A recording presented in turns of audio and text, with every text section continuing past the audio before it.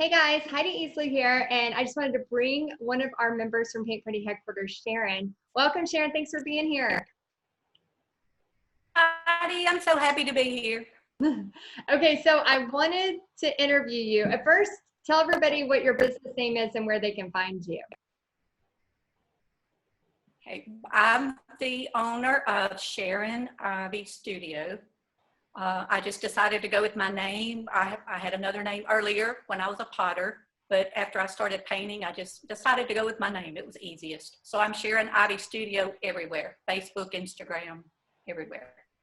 Okay, awesome. And I wanted to share a little bit about you because you've had lots of success and you have beautiful, beautiful paintings. So can you tell us a little bit about how you got, and maybe first, before we share a little bit of your kind of background of how you got into this, could you share one of the things that's really working for you now that would maybe inspire some of the other Paint Party headquarters girls? I think right now, the most important thing I have going on is the collaboration I have with a local business, especially during COVID. COVID pretty much shut her down. She's a little gift boutique, and she is about 15 miles from me. She just contacted me and said, hey, I need to get people in my store, and I know you need business too. So she takes on the scheduling. She has a big audience. She had a little spare room in her back, the back of her store. So she said, it will keep people in my store. Would you mind being my artist? And I will let you use the room. So what we do is she does the advertising, the scheduling, the rescheduling, keeping up with payments. I design the paintings and provide the supplies and come and instruct. And after, just for the profit, we split half and half. We decide what it cost each of us, and then we just split the profit. Not the ideal situation because you get less, but it's also less work. And it benefits her because I get the benefit of her customer base. She gets the benefit of my customer base. So it's working really well right now, just that little local collaboration. And from that, I'm getting tons of mobile parties where people see on her Facebook page, on my Facebook page. So it's working out, not kind of the traditional paint party thing, because we have open parties and private parties. But it's giving me a lot of exposure, and it's helping her out too. Yeah, that's great because anytime you can have a place that's like, yes, I'll do all of the advertising, I'll use my resources and email list to get customers coming in. I mean, that is big. Because a lot of times that's one of the biggest struggles, right, Sharon, is finding the customers continually, as you grow your business. So yes, I think that is a great idea. And you're able to help that local boutique as well, because I'm sure when people come in, they're not just painting, but they're shopping. Is that right? Exactly. And the day of the party, she offers 20% off everything in the store. That's another incentive for them to want to come. Let me see, what else does she do? She just does, she supplies the tables, the tablecloths. She has everything set up when I come in. So pretty much all I have to do is bring my things in, instruct, and then she helps me clean up afterwards. So we've actually become very good friends. How did you find her? Did you just reach out to her in her boutique, or were y'all already friends before that? Actually, she found me through my Facebook page. She knew she had the spare room and she was looking for an artist. And I mean, she didn't even know me. I didn't know. And she just reached out and said, would you be interested in talking with me? So it just worked out really well. She has other artists, but I'm like the mainstay. She has other people come and go, but I'm kind of like her consistent couple times a week person. So it works out really well. That's great. So you're doing, right now during COVID, you're doing 2 in-person parties a week. Is that correct? At least. Actually, last week I had 4, and they all were at the store. Now we've had to cut down. That's why we're having more parties, because we have to cut down to no more than 12 people in order to social distance everyone. Right. And the parties take a little bit longer because everyone has masks on. So there's a little bit of a communication thing there because we're all wearing masks and we're having to repeat a lot. but we're making it work. So, Oh my gosh. And I bet the ladies are just, oh, go ahead. Yes. Yes. No, I was going to say this past Saturday, from one of the parties last week, I did a mobile party Saturday for 24 people in a restaurant about 2.5 hours from me. And the restaurant was large enough that we could scatter out, and it was a Christmas tree party, the ceramic Christmas tree. So we were able to scatter out. Everyone had their mask on, and we just painted trees. We had a good time. That is so exciting. I know I think a lot of people have been nervous about doing their in-person, but I think as long as you're taking precautions, just like we all go to the grocery store, it's taking precautions. I'm sure that your ladies are loving just that connection with each other again. Can you tell that? Yes, they are just like, thank you, thank you, thank you.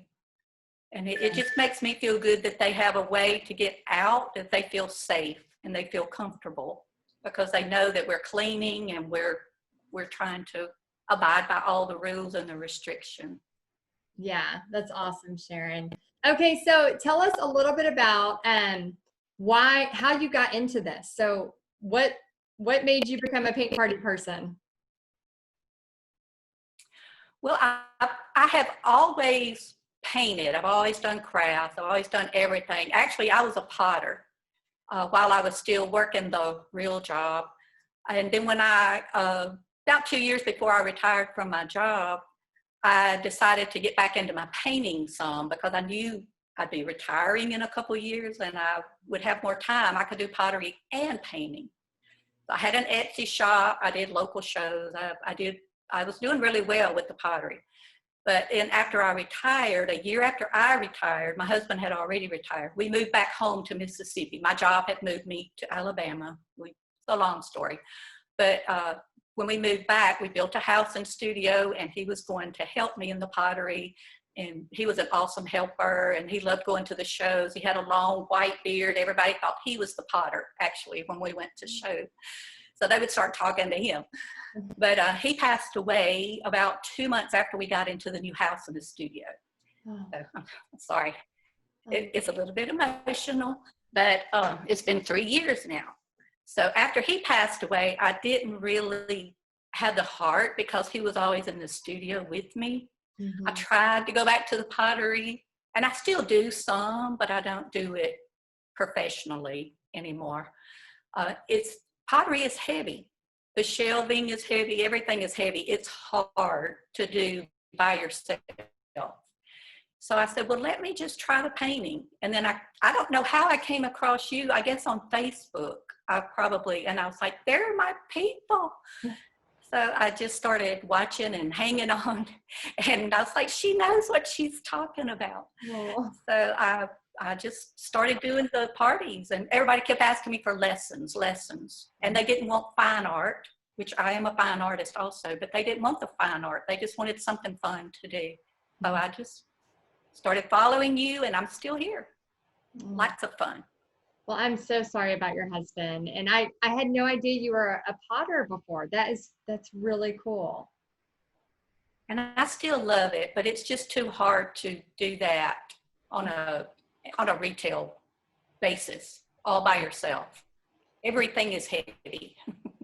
Well, I'm very grateful that you were able to start painting and, teaching people painting like that, and figuring out how to do the paint parties, because I know it is, it's a lot lighter, especially if you're carrying stuff by yourself. I'm sure it's totally different, and it's something that you can still do and make a profit, plus still have something, because yeah, I know that's got to be so tough. I can't imagine. And I was telling, when we signed on, I was like, you're just so beautiful, like whenever we signed on, it was just so sweet.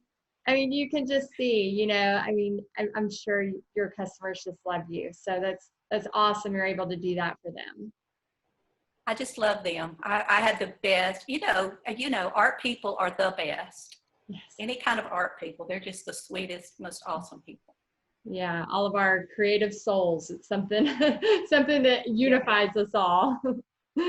Oh my For gosh. sure. Well, what can you and thank you for sharing your story. Tell us a little bit, maybe one tip um for those out there that are just kind of struggling, or maybe they're just feeling like, oh, this paint party business is not taking off. Like, what could you tell them? Because I know everything takes time, but sometimes hearing it from somebody different than me, it resonates better. So what could you tell them? I think the thing that I have learned the most is that you have to connect with them personally. You have to find some way to connect. And one way that I have done that is to find a pain point, which I know this is something that's taught in a lot of our business classes, and I think you and I are in some of the same groups together. One of the things that my people love the most, that I get the most call for, is like personalized items, personalized signs, personalized ornaments. I already have people asking me, what are you doing for ornaments this year? My grandkids need new ornaments. Oh. So any way that you can touch somebody in a personal way. And the home decor, I've kind of gotten away from the canvas painting, although I still do that because people ask for it. And I've gotten more into the dough bowls and the wood signs and the ornaments and the wood and the home decor. And I think people are liking that. It's just something a little bit different, and they can personalize it for their home or for a gift. Right. Yeah, and your dough bowls that you shared, oh my gosh, I ordered a bunch of them to try to do some sunflowers on them. I still haven't done it. I need to make time to do that. They're so You cute. haven't had time. Yes. That's it. I need to like wake up at 2 a.m. then I can paint some dough bowls. I should Do it in your sleep. yeah, I should try to do like a 2 a.m. Facebook Live. I bet most of all of us would be awake during that time. It seems like that's like our nighttime. It is funny that you say that.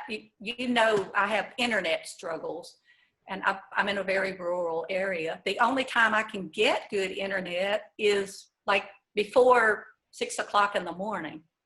I have been kidding with everyone saying, okay, I'm going live at 4 o'clock in the morning. I haven't done it, but I keep thinking, you know, I could do it live at 4 or 5 o'clock. I can't do it after 7. Yeah, Sharon, I think me and you should make a little pact that we're going to do a like a middle of the night live just to see what happens. Who knows? There might be a whole I audience. think that would be awesome. A Yeah. pajama party live. I think that would be awesome. I love Practical Magic, that movie, and they talk about midnight margaritas. And I don't drink anymore, but I love that, the Midnight Margarita song. We could have our coffee. Yes, coffee in the middle of the night and do some live painting. I love it. Oh my gosh, well, it's such a pleasure to talk to you. Could you just leave any final thoughts for other paint party people out there? What would you tell them? I just hope that they will keep on. I was not doing this when I first started, and it was very discouraging, but I'm just so happy to have found a group of people who think the same. My people, my family even doesn't understand what I do, and I know we talk about this quite often. I have friends who they want to understand, but they just don't understand. They're in that same business mode that we've all been taught to be in. So just don't get discouraged. Lean into your group and your group of paint party people and your painting people and your art people, and just support everybody. I think your group does that very well. Oh, I really love the group. oh, thank you, Sharon. Yeah, we love having you a part of it, and love seeing your stuff whenever you post it. You do such a lovely job. So, well, we appreciate your time. If you can just remind everybody where to find you on Facebook so they can follow you again. All right, I'm Sharon Ivy Studio everywhere. Facebook, Instagram, Pinterest. That's about it. Actually, I have a website, but it has nothing on it yet. I have a Shopify store. It has nothing in it yet, but I'm working on that.